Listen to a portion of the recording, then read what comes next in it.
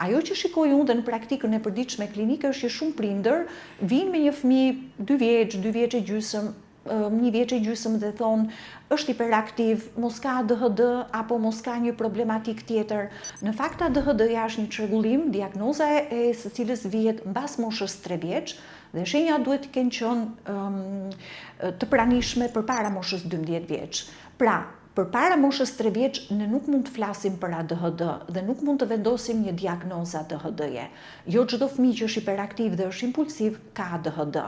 Sigurisht që ADHD-ja bëhet fjalë për një hiperaktivitet, impulsivitet dhe problematika të vëmendjes, të cilat janë aq të theksuara sa që ndikojnë në funksionalitetin e jetës së përditshme të fëmijës apo të individit. Për shembull, që në shtëpi apo në shkollë.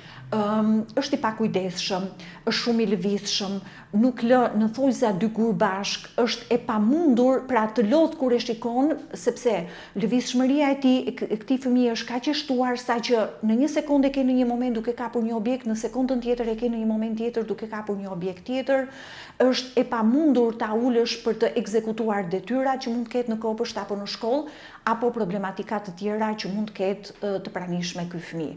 Pra janë problematika që lidhen me përqendrimin, hiperaktivitetin dhe impulsivitetin. Sigurisht që janë problematika të cilat problematika në këto 3 fusha, po që janë të tejskajshme nëse mund ta përmendim me një fjali të thjeshtë.